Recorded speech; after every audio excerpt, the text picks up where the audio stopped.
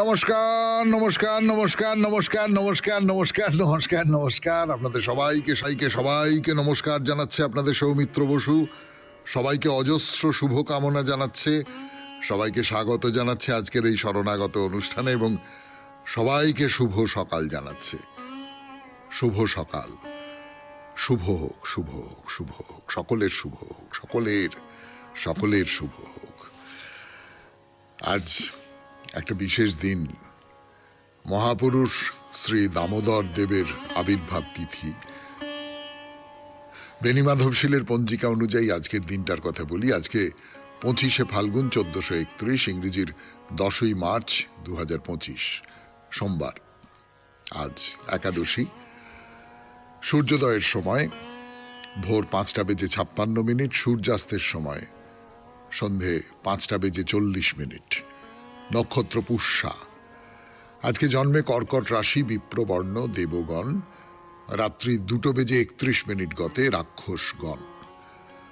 আমাদের হোয়াটসঅ্যাপে চিঠি পাঠাবার নাম্বার 9831922927। চিঠির গোড়ায় অতি অবশ্যই SG লিখতে হবে। আর চিঠির বিষয় কি হবে সেটা বলে দেওয়া হয়েছিল। না, তার বাইরে অন্য বিষয় নিয়েও নিশ্চয়ই চিঠি লিখতে পারেন, কিন্তু যে বিষয়টি বলে দেওয়া হয়েছিল এবং আগামীকাল সেই বিষয় নিয়ে চিঠি লিখবার শেষ দিন, মঙ্গলবার সন্ধে 6টার মধ্যে আপনার চিঠি আমাদের দপ্তরে পৌঁছে যেতে হবে। বিষয় দোল। দোল উপলক্ষে আর কি হতে পারে, সবার রঙে রং মেশাতে হবে। এই নিয়ে আপনার 250 শব্দের মধ্যে চিঠি আমাদের দপ্তরে যেন পৌঁছে যায় আগামীকাল সন্ধে 6টার মধ্যে। হ্যাঁ, এবার তাহলে আজকের অনুষ্ঠান সম্পর্কে বলি। জরাসন্ধকে নিয়ে অনেক দিন ধরে কথা বলছি আমরা, অনেক দিন ধরে। এর মধ্যে রুক্মিণীর যে স্বয়ম্বর সভা, তার আয়োজন সে সমস্ত হয়ে গেছে এবং তাই নিয়ে একটা গন্ডগোল বাঁধবার সম্ভাবনা তৈরি হয়েছে। তার মধ্যে জরাসন্ধ সেই গন্ডগোলের মধ্যে রয়েছেন, অন্যদিকে কৃষ্ণ রয়েছেন। সেসব কথা তো বলেছি আপনাদের। এইবারে যেটা ঠিক করলেন ভীষ্মক, বিদর্ভরাজ ভীষ্মক, তিনি বললেন যে না, স্বয়ম্বর সভা বাতিল করে দেওয়া হলো। মানে যেটা নিয়ে এত গন্ডগোল হবে সেই গন্ডগোলটা বাদ দিয়ে দিই।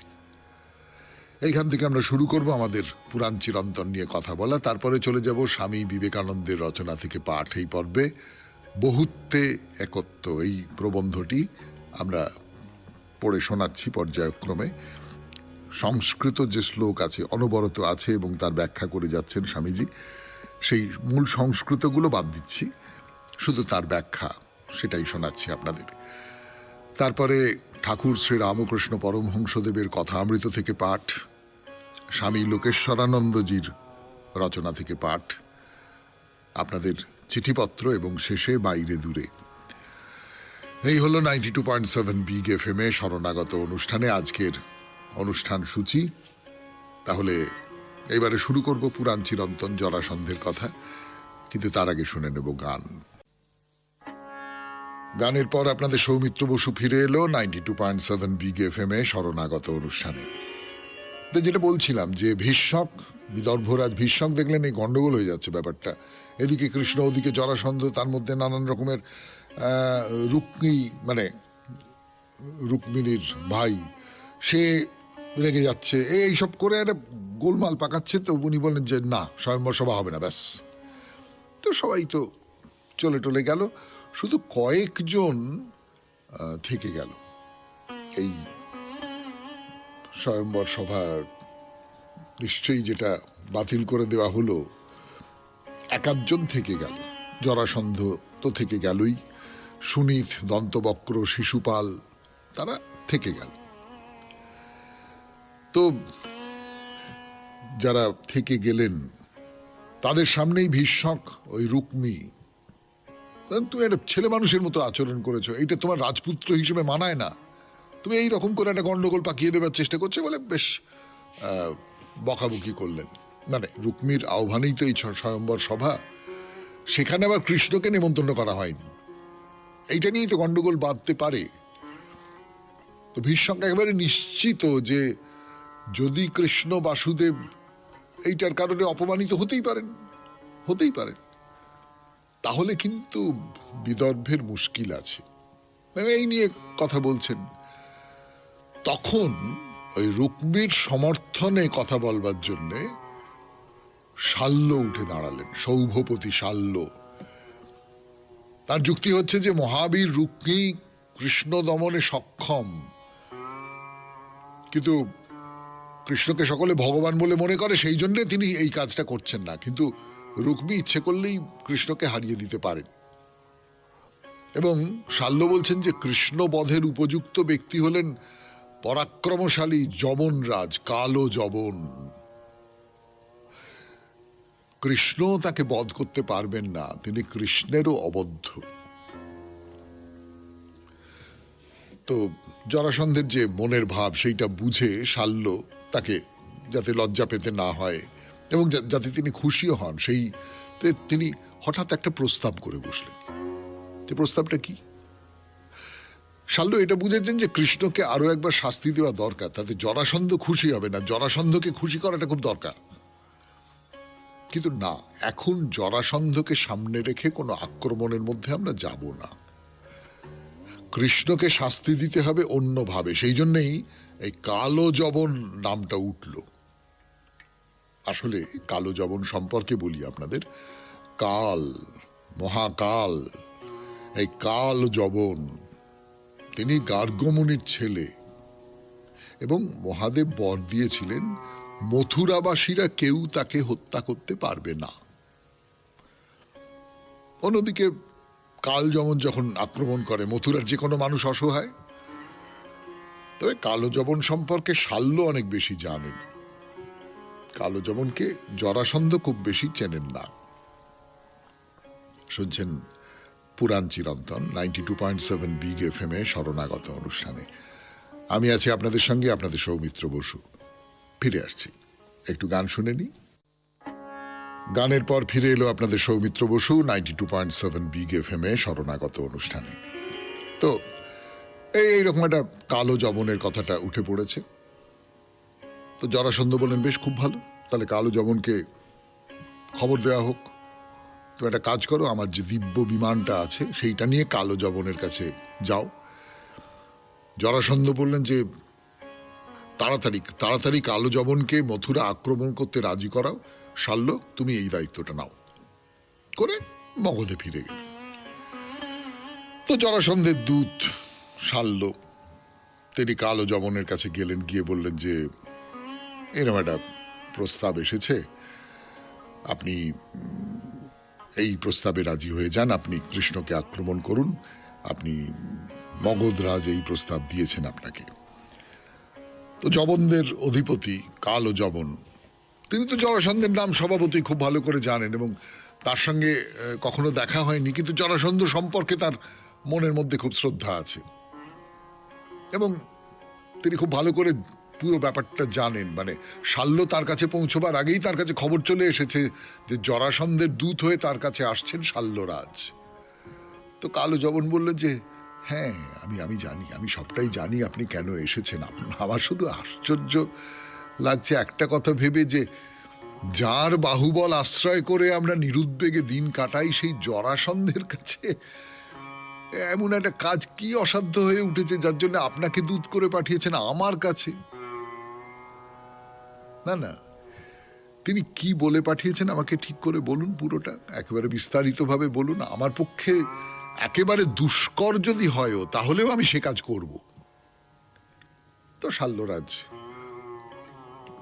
বললেন যে কৃষ্ণ কেমন করে তার ক্রমশ শক্তি বৃদ্ধি হচ্ছে, কংসকে হত্যা করেছে, জরাসন্ধের সঙ্গে বারবার যুদ্ধ হয়েছে, গোমন্ত পাহাড়ের ঘটনা সবকিছু জানিয়ে বললেন যে জরাসন্ধের এইটা ইচ্ছে যে আপনি আক্রমণ করুন এবং আপনি জরাসন্ধের যে ইচ্ছে অভীষ্ট সেইটা পূরণ করবার ব্যবস্থা করুন।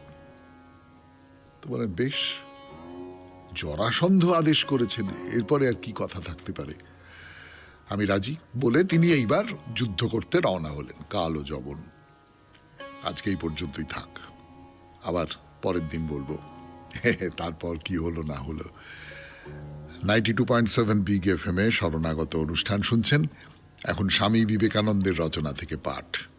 গানের পর ফিরে এলাম 92.7 বিগ এফএম এ। শরণাগত অনুষ্ঠান শুনছেন।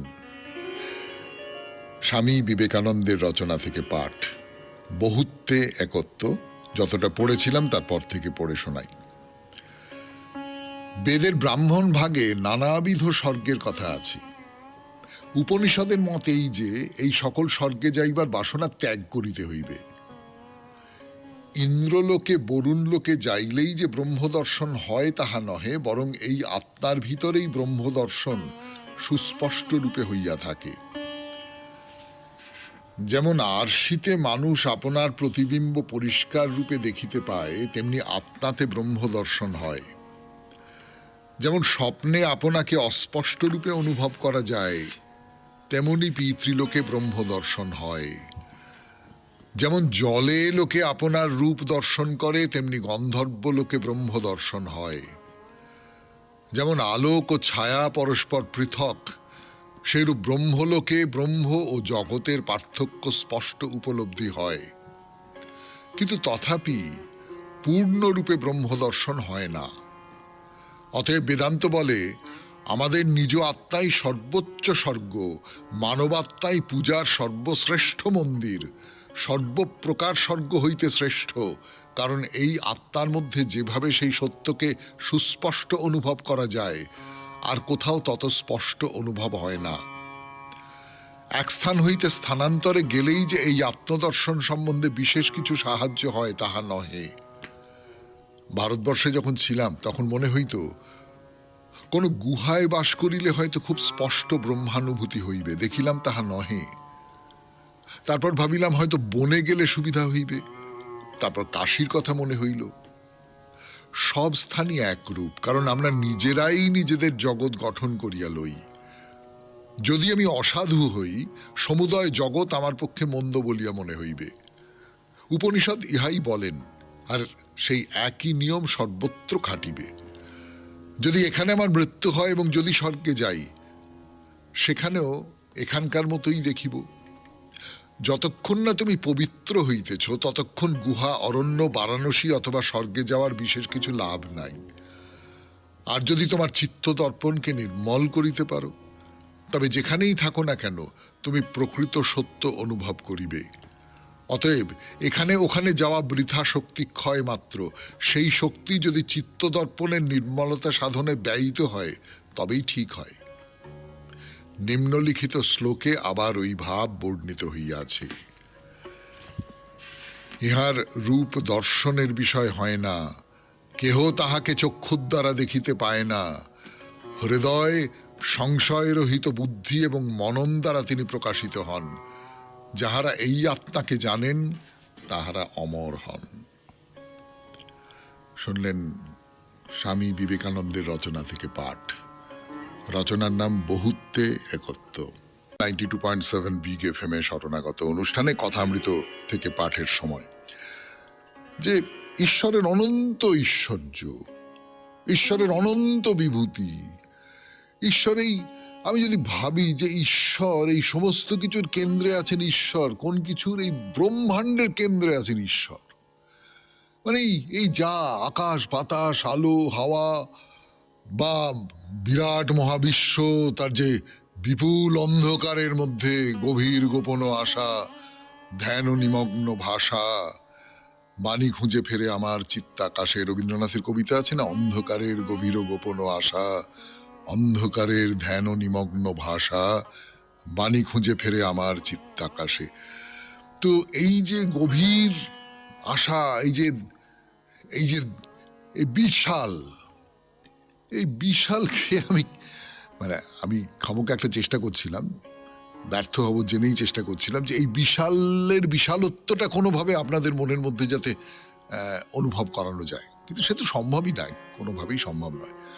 তো সেইটাই বলছিলাম যে এই যে বিরাট, এই বিরাটকে আমি, আপনি, আমরা কি করে ধারণা করব? আমার মনের মধ্যে এই বিরাটের ধারণাটা আমি কি করে করব? আমরা তো সবসময় কোনো একটা কিছু ধারণা করি আমার অভিজ্ঞতার জায়গা থেকে। আমার অভিজ্ঞতার চেয়ে কোটি কোটি গুণ বড় একটা কিছু, কি করে তার বর্ণনা করব? হ্যাঁ, ফলে তো বর্ণনার অতীত, সমস্ত রকম বর্ণনার অতীত, সমস্ত রকম অনুভবের অতীত একটা কিছু। তো দরকারটা কি ঠাকুর বলছেন? অত বর্ণনা করবার, অমুক করবার, তমুক করবার, এসবের দরকারটা কি রে? ঠাকুর কি বলছেন? ভারী চমৎকার একটা কথা বলছেন। বলছেন আমার বেড়াল ছানার ভাব মা যেখানে রেখে দেয়। খেয়াল করে দেখেছেন বেড়াল ছানাকে? বাড়িতে বেড়াল টেড়াল আছে, মানে রাস্তার বেড়াল বা পোষা বেড়ালও হতে পারে নিশ্চয়ই।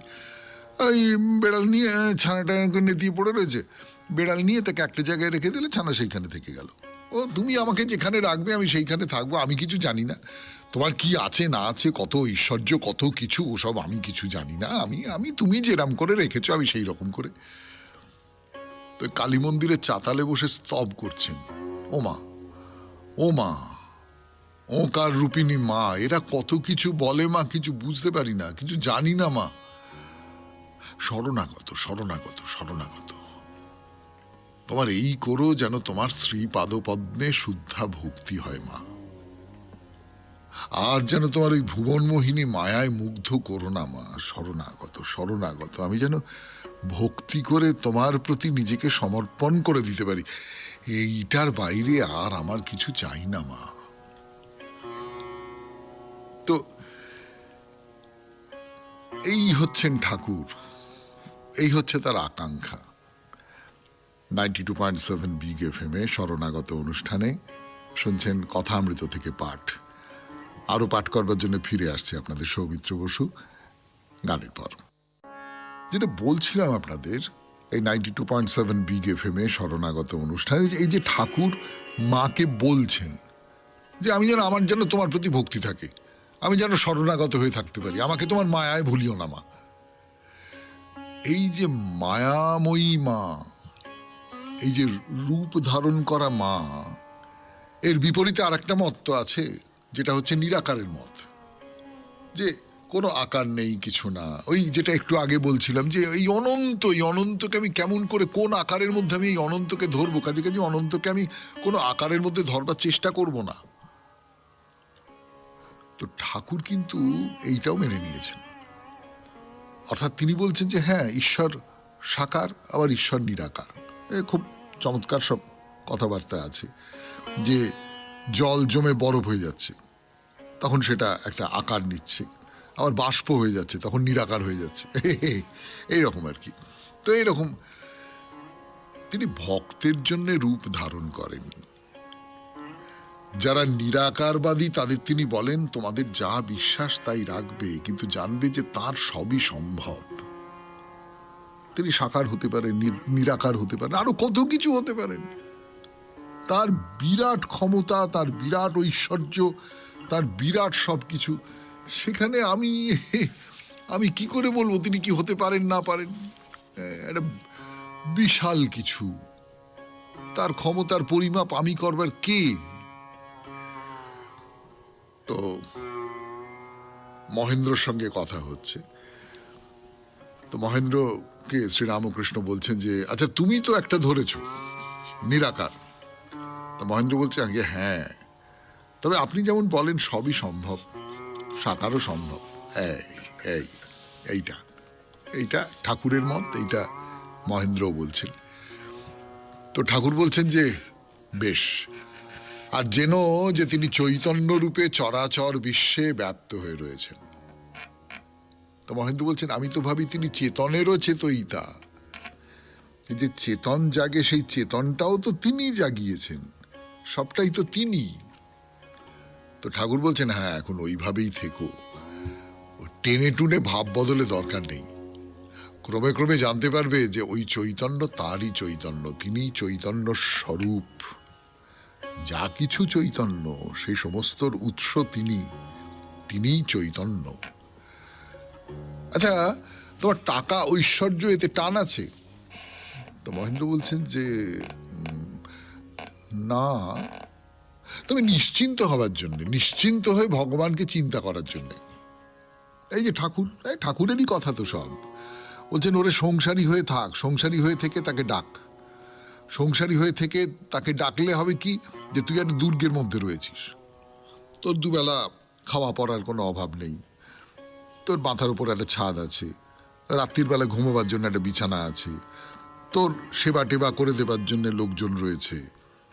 এইগুলো দিয়ে, মানে যেগুলো জাগতিক প্রয়োজন, যেগুলো শরীরের প্রয়োজন, শরীরে আমার খিদে পায়, আমার ঘুম পায়, আমার ব্যথা পেলে কষ্ট হয়, চিকিৎসার দরকার হয় রোগ ভুগে, এইগুলোকে বজায় রেখে তারপরে সাধনা কর। তো দুর্গের মধ্যে থেকে সাধনা করা হবে। তো মহেন্দ্র বলছেন যে নিশ্চিন্ত হয়ে ভগবানের চিন্তা করবার জন্য আমি টাকা পয়সার তো দরকার। তো ঠাকুর বলছেন হ্যাঁ তা হবে বই কি। তো মহেন্দ্র বলছেন লোভ না কিন্তু। বলে হ্যাঁ হ্যাঁ তা তো বটেই। আর তাছাড়া তুমি যদি টাকা পয়সা নিয়ে মাথা না ঘামাও, সন্ন্যাসী হয়ে যাও, তাহলে তোমার ছেলেপুলেদের কে দেখবে? তোমার যদি অকর্তা জ্ঞান হয় তাহলে ছেলেদের উপায় কি হবে? এই শুনলেন আজকে শরণাগত অনুষ্ঠানে কথামৃত থেকে পাঠ। এরপর স্বামী লোকেশ্বরানন্দের রচনার নাম জ্ঞান বনাম প্রজ্ঞা। ফিরে আসছি গানের পর। বনাম প্রজ্ঞা স্বামী লোকেশ্বরানন্দের রচনা থেকে পড়ে শোনাচ্ছি আমি আপনাদের সৌমিত্র বসু। শুনছেন 92.7 বিগ এফএম এ শরণাগত। জ্ঞান যদি আমাদের প্রজ্ঞার দিকে নিয়ে যায় তো সে জ্ঞান ভালো, নচেত তা শুধু শোভা। জ্ঞান বলতে আমরা সচরাচর যা বুঝি তা হলো কতকগুলি তথ্য। প্রজ্ঞা হলো সেই তথ্য কাজে লাগানোর কৌশল। জ্ঞানকে যদি জীবনে কাজে নাই লাগানো গেল তবে সে জ্ঞানের মূল্য কি? এ যেন আপনার কাছে একটা ওষুধ আছে, আপনি জানেন সে ওষুধ খেলে আপনার রোগের উপশম হবে, কিন্তু সে ওষুধ আপনি খাচ্ছেন না অথবা খেতে পারছেন না। জ্ঞান হলো জ্বালানি, প্রজ্ঞা আগুন। আগুনের জন্যেই জ্বালানি প্রয়োজন। আগুন না দিলে সে ইন্ধনের কোনো দাম নেই। জ্ঞানের নিজস্ব কোনো মূল্য নেই। যখন তাকে আপনি কাজে লাগান তখনই তার উপযোগিতা। শ্রীরামকৃষ্ণ যেমন বলতেন, মুখে সিদ্ধি সিদ্ধি বললে কি হবে, যতক্ষণ না তুমি তা খাচ্ছ ততক্ষণ নেশা হবে না। জগতে পণ্ডিত কিছু কম নেই, কিন্তু প্রজ্ঞাবান ব্যক্তির সংখ্যা হাতে গোনা যায়। অথচ এই মুষ্টিমেয় মানুষই জগৎকে পথ দেখাচ্ছেন। তারা সহজ সরল মানুষ, পাণ্ডিত্যের কোনো অহমিকা নেই, কিন্তু তারা যখন কিছু বলেন জগৎ সে কথা স্তম্ভিত হয়ে শোনে এবং তাদের অনুসরণ করে। এর কারণ কি? কারণ এই, তারা সর্বদা সত্য বলেন। যে সত্য তারা নিজেরা প্রত্যক্ষ করেছেন, উপলব্ধি করেছেন। সত্য মানে পুঁথি পড়া জ্ঞান নয়, আপনি যা অনুভব করেন, উপলব্ধি করেন সেটিই সত্য। এই ধরনের সত্যানুভূতি হলে মানুষের আমূল রূপান্তর ঘটে যায়। প্রজ্ঞাবান ব্যক্তি ও সাধারণ শিক্ষিত ব্যক্তির মধ্যে এই তফাৎ। প্রজ্ঞাবান ব্যক্তির কথায় প্রচন্ড শক্তি থাকে, কারণ যে কথা তিনি বলেন তা তার নিজস্ব উপলব্ধি প্রসূত। শ্রীরামকৃষ্ণের ভাষায়, বই পড়ে কাশী সম্পর্কে জানা এবং কাশী যাওয়ার মধ্যে দুস্তর প্রভেদ। প্রজ্ঞা ব্যক্তিগত উপলব্ধির দ্বারা জারিত, কিন্তু জ্ঞান যদি প্রযুক্ত বা প্রয়োগযোগ্য না হয় তবে সে কেবলই বৌদ্ধিক ভূষণ। আপনি যত খুশি জ্ঞান আহরণ করতে পারেন, কিন্তু সেই জ্ঞানকে যদি কাজে না লাগান তবে তা অলংকার হয়ে আপনার শোভা বর্ধন করবে, অন্যের দৃষ্টি আকর্ষণ করবে, কিন্তু দুঃসময়ে তা আপনার কাজে আসবে না। পণ্ডিত ব্যক্তি যদি তার পাণ্ডিত্য নিজের ও দশের হিতে কাজে না লাগান তাহলে বুঝতে হবে তিনি জ্ঞানের ভারই বইছেন। কেন বইছেন তা জানেন না। অর্জিত জ্ঞানকে কাজে লাগালে তবেই অভিজ্ঞ ও বিচক্ষণ হয়ে ওঠা যায়। একজন হয়তো বেশি কিছুই জানেন না, কিন্তু জগতের মূল সত্যগুলি যদি তার জানা থাকে এবং দৈনন্দিন জীবনে তা প্রয়োগ করতে পারেন, তাহলে একদিকে তিনি যেমন নিজের কল্যাণ করবেন, তেমনি অন্যান্যদেরও সাহায্য করতে পারবেন। পাণ্ডিত্য অর্জনের বর্তমান ঝোঁক ভালো, কিন্তু প্রজ্ঞাই যে লক্ষ্য তা ভুললে চলবে না। পাণ্ডিত্য দম্ভ বাড়াতে পারে, কিন্তু প্রয়োজন মেটায় না। জ্ঞানের আবশ্যিক ভূমিকা হলো কোনটি ন্যায় আর কোনটি অন্যায় তা বুঝিয়ে দেওয়া। এর অতিরিক্ত যা কিছু তা গৌণ। জ্ঞান সর্বদাই কাম্য, কিন্তু সেই জ্ঞানকে মানব কল্যাণের কাজে লাগাতে হবে। প্রথম এবং সর্বপ্রধান যে গুরুত্বপূর্ণ বিষয়টির দিকে দৃষ্টি দিতে হবে তা এই, জ্ঞান লাভ করে আমরা যেন আরো উন্নত চরিত্রের মানুষ হতে পারি। জীবনের প্রতি আমাদের দৃষ্টিভঙ্গি যেন আরো উন্নত হয়, অন্যের প্রতি আচরণ যেন এখনকার চেয়ে আরো ভালো হয়। জ্ঞান যে শক্তি তাতে কোনো সন্দেহ নেই, কিন্তু সেই শক্তিকে ভালো কাজেও লাগানো যায়, মন্দ কাজেও লাগানো যায়। কিভাবে জ্ঞানকে ব্যবহার করছি সেটি আসল কথা। জ্ঞানের সঙ্গে যদি বিচক্ষণতা সংযুক্ত না হয়, তাহলে সে জ্ঞানের অপব্যবহারের সম্ভাবনা থেকেই যায়। এই কারণেই বিবেকবর্জিত শুকনো জ্ঞানের ততটা মূল্য নেই। জ্ঞান যখন প্রজ্ঞার আলোয় উজ্জ্বল হয়ে ওঠে, তখনই তার বিশেষ মহিমা। জ্ঞান ও প্রজ্ঞার অনুশীলন একই সঙ্গে চালাতে হবে। জ্ঞান হলো উপায়, প্রজ্ঞা হলো উদ্দেশ্য। জ্ঞান যদি শরীর হয়, প্রজ্ঞা তবে আত্মা। ব্যবহারিক জ্ঞানের পরিবর্তন হয়, কিন্তু প্রজ্ঞা অটল। জ্ঞানের ভিতর জাগতিক ও পরিবর্তনশীল ঘটনাগুলি প্রতিফলিত, কিন্তু প্রজ্ঞায় সনাতন সত্যগুলিই প্রতিবিম্বিত। বিদ্যান মানুষ ভুল করতে পারেন, কিন্তু যিনি প্রজ্ঞায় প্রতিষ্ঠিত তার কখনো ভুল হয় না। স্থান ও কালের ঊর্ধ্বে যে সত্য সমগ্র মানব জাতির ক্ষেত্রেই প্রযোজ্য, প্রজ্ঞাবান ব্যক্তির নিবিড় সম্বন্ধ সেই সত্যের সঙ্গে। শুনলেন স্বামী লোকেশ্বরানন্দের রচনা থেকে পাঠ, জ্ঞান বনাম প্রজ্ঞা। এরপর আপনাদের চিঠিপত্র। এবারে চিঠিপত্র 92.7 বিগ এফএম এ শরণাগত অনুষ্ঠানে আজকের চিঠিটি লিখেছেন প্রণতি পাল, নিউ আলিপুর থেকে। বিষয় অনুতাপ। সুপ্রভাত প্রিয় সৌমিত্র দাদা, এবারের বিষয়টি খুবই স্পর্শকাতর। কিছু লিখবো না ভাবতেই মনে হলো অজ্ঞাতসারে বা জ্ঞাতসারে যে ভুলের বোঝা মনকে ভারাক্রান্ত করে চলেছে, তা দাদার দরবারে পেশ করলে কিছুটা স্বস্তি মিলবে। আমার কর্মজীবনের শুরুতে একদিন আমার যাত্রাপথে সহযাত্রী ছিলেন আমারই এক সহকর্মী। বাস কন্ডাক্টর ভাড়া চাইতে উনি আমাকে ওর ভাড়া দিতে অনুরোধ করলে আমি ওর বাস ভাড়া দিয়ে দিলাম। কিন্তু দুদিন পর যে আমার স্বভাব বিরুদ্ধ সেই কাজটি করে বসলাম। ওর কাছে ওই যৎসামান্য টাকা চাইলাম। উনি তা ফেরত দিতেই মনে হলো কেন চাইলাম। এই ঘটনার 6 মাস পর ওর আকস্মিক মৃত্যু সংবাদ মনকে গভীর অনুতাপের আগুনে দগ্ধ করে দিল। কেন ওই সামান্য অর্থের মায়া ত্যাগ করতে পারলাম না? আজও সেই ঘটনা আমাকে কষ্ট দেয়। দাদা, আপনার দরবারে মনের অন্ধ কুঠুরিতে থাকা তিক্ত ঘটনাটি প্রকাশ করে প্রায়শ্চিত্ত করবার চেষ্টা করলাম। দাদা, আপনার বিগ এফএম এর সকল কলাকুশলী ও শ্রোতা বন্ধুদের মঙ্গল কামনায় নমস্কারান্তে, প্রণতি পাল, নিউ আলিপুর। হ্যাঁ, সত্যি সত্যি কিছুই তো না, একটা বাস ভাড়া।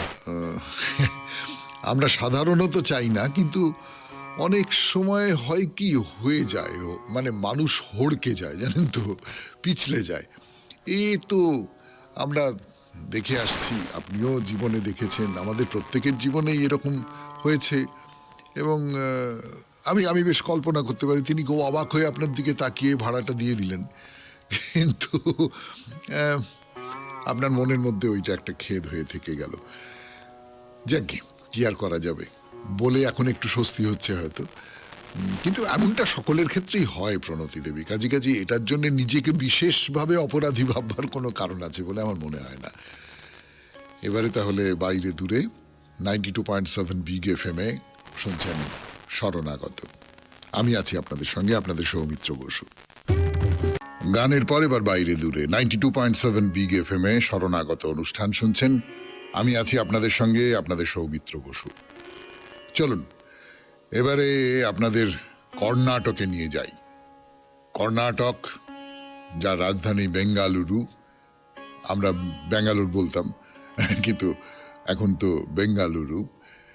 এবং সেখানকার কোনো দেবী মূর্তি না, বেঙ্গালুরুর নয়, বেঙ্গালুরু না, আইহোল বলে একটা জায়গা, সেখানকার দেবী মূর্তি দর্শন করতে রওনা হচ্ছি আমরা। একটা কথা আপনাদের বলিনি আর কি, সেটা খুব জরুরি কথা। সেটা হচ্ছে যে কর্ণাটকে প্রচুর শিব মন্দির আছে, এবং খুব বিখ্যাত বিখ্যাত বিখ্যাত শিব মন্দির আছে, বিখ্যাত বিষ্ণু মন্দির আছে, কৃষ্ণ মন্দিরও আছে। দেবী দুর্গার মন্দির কিন্তু তুলনামূলকভাবে কম, মানে কর্ণাটকের মন্দির বললেই প্রথমেই যেটা চোখের সামনে ভেসে ওঠে সেটা কিন্তু শিবের মন্দির একেবারে, তারপর বিষ্ণুর মন্দির।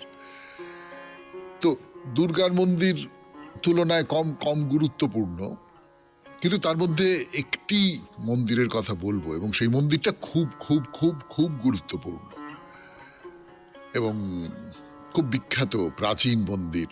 আইহোল বলে একটা জায়গার কথা বলছিলাম আপনাদের, সেই আইহোল শহরে এই মন্দিরটা রয়েছে।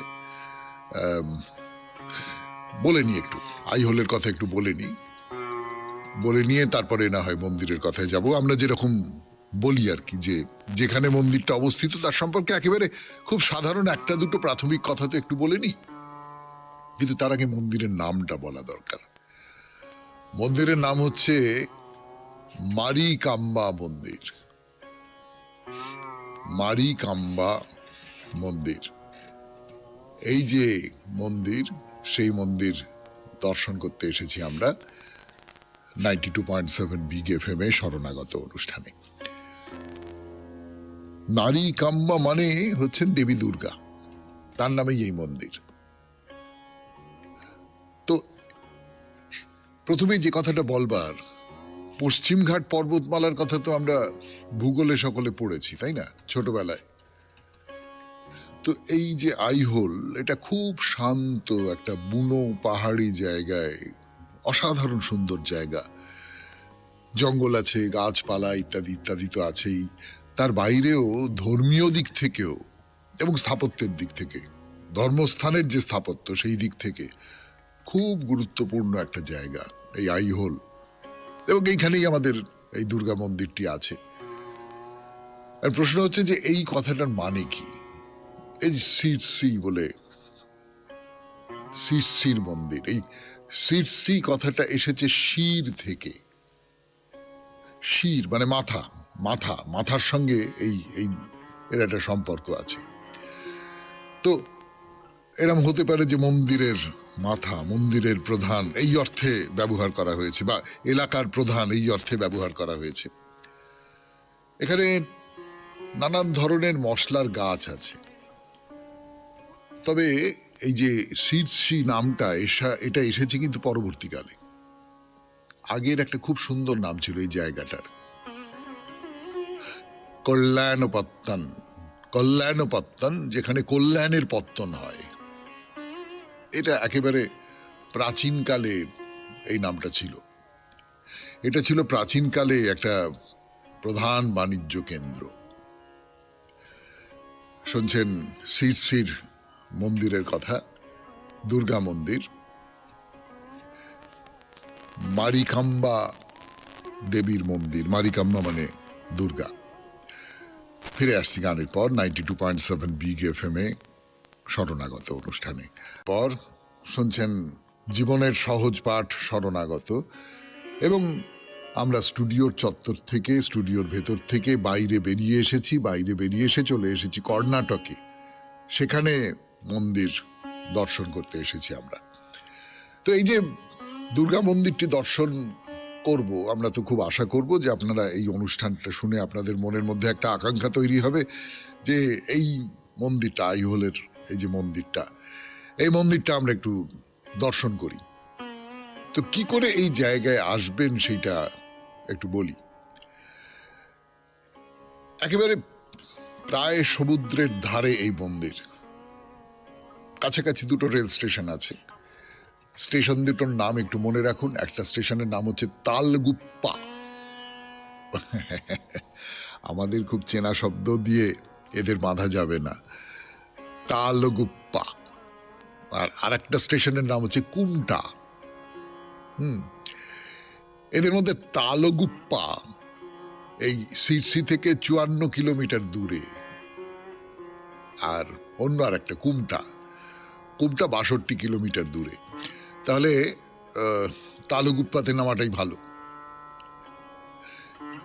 দুর্গা মন্দিরের কথা তো বলবো, তার আগে এই সিরসিতে আর কি কি দেখবার জায়গা আছে সেটা বলেনি। শুধুই যে দুর্গা মন্দির দেখে ফিরে আসতে হবে আপনাকে এমনটা নয়, চারপাশে অনেকগুলো অনেকগুলো দেখবার জায়গা রয়েছে, অসাধারণ প্রাকৃতিক দৃশ্য তো আছে, তার সূত্র ধরে অনেকগুলো কি বলবো, বলতে পারি যে দর্শনীয় স্থান, টুরিস্ট স্পট যাকে বলে, সেই রকম সব গড়ে উঠেছে।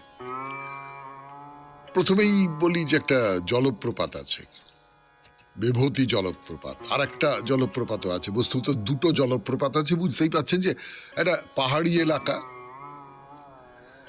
তারপরে হচ্ছে যে খুব চমৎকার একটা সরোবর আছে, লেক যাকে বলে। খুব ভালো একটা পাখিরালয় আছে, এই পাখিরালয়ের নাম হচ্ছে মন্ডিগে কেনে বার্ড স্যাংচুয়ারি।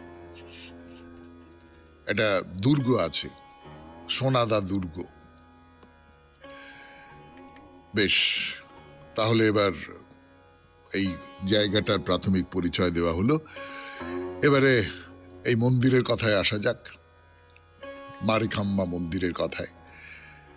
এর আর একটা নাম আছে, তাকে বলা হয় মারিগুড়ি। এই মন্দিরটা তৈরি হয়েছিল 1688 খ্রিস্টাব্দে। এই যে মন্দির, আরো কর্ণাটকে আরো অনেকগুলো দুর্গা মন্দির ছড়িয়ে ছিটিয়ে আছে, তাদের মধ্যে এই মন্দিরটাকে সবচেয়ে গুরুত্বপূর্ণ বলে মনে করা হয়। এই মন্দিরটাকে মনে করা হয় যে এই মন্দির হচ্ছে এই যে সমস্ত মন্দিরগুলো রয়েছে, দেবীর মন্দির, মারিকাম্বা মন্দির, তাদের বড় দিদি। খুব সুন্দর না ধারণাটা, কল্পনাটা? তাহলে এইখানেই শেষ করি আজকের বাইরে দূরে, এইখানেই শেষ করি আজকের শরণাগত। আমাদের হোয়াটসঅ্যাপে চিঠি পাঠাবার নাম্বার 9831922927। চিঠির গোড়ায় অতি অবশ্যই SG লিখবেন। আর মনে আছে তো, আগামীকাল মঙ্গলবার সন্ধে 6টার মধ্যে আপনার চিঠি আমাদের দপ্তরে পৌঁছে যাওয়া চাই। চিঠির বিষয় সবার রঙে রং মেশাতে হবে। এবার তাহলে রবীন্দ্রনাথের কবিতা মাঝি। আমার যেতে ইচ্ছে করে নদীটির ওই পারে, যেথায় ধারে ধারে বাঁশের খোঁটায় ডিঙি নৌকো বাঁধা সারে সারে। কৃষানেরা পার হয়ে যায় লাঙল কাঁধে ফেলে, জাল টেনে নেয় জেলে, গরু মহিষ সাঁতরে নিয়ে যায় রাখালের ছেলে। সন্ধে হলে যেখান থেকে সবাই ফেরে ঘরে, শুধু রাত দুপুরে শেয়ালগুলো ডেকে ওঠে ঝাউডাঙাটার পারে। মা যদি হও রাজি, বড় হলে আমি হব খেয়াঘাটের মাঝি। শুনেছি ওর ভিতর দিকে আছে জলার মতো, বর্ষা হলে গত ঝাঁকে ঝাঁকে আসে সেথায় চখাচখি যত। তারই ধারে ঘন হয়ে জন্মেছে সব স্বর, মানিকজোরের ঘর, কাদা খোঁচা পায়ের চিহ্ন আঁকে পাঁকের পর। সন্ধ্যা হলে কতদিন মা দাঁড়িয়ে ছাদের কোণে, দেখেছি এক মনে চাঁদের আলো লুটিয়ে পড়ে সাদা কাশের বনে। মা যদি হও রাজি, বড় হলে আমি হব খেয়াঘাটের মাঝি। এপার ওপার দুপারেতেই যাব নৌকা বেয়ে, যত ছেলে মেয়ে স্নানের ঘাটে থেকে আমায় দেখবে চেয়ে চেয়ে। সূর্য যখন উঠবে মাথায় অনেক বেলা হলে, আসবো তখন চলে, বড় খিদে পেয়েছে গো খেতে দাও মা বলে। আবার আমি আসবো ফিরে আঁধার হলে সাঁঝে তোমার ঘরের মাঝে। বাবার মতো যাব না মা বিদেশে কোন কাজে। মা যদি হও রাজি, বড় হলে আমি হব খেয়াঘাটের মাঝি। খুব ভালো থাকবেন, আনন্দে থাকবেন।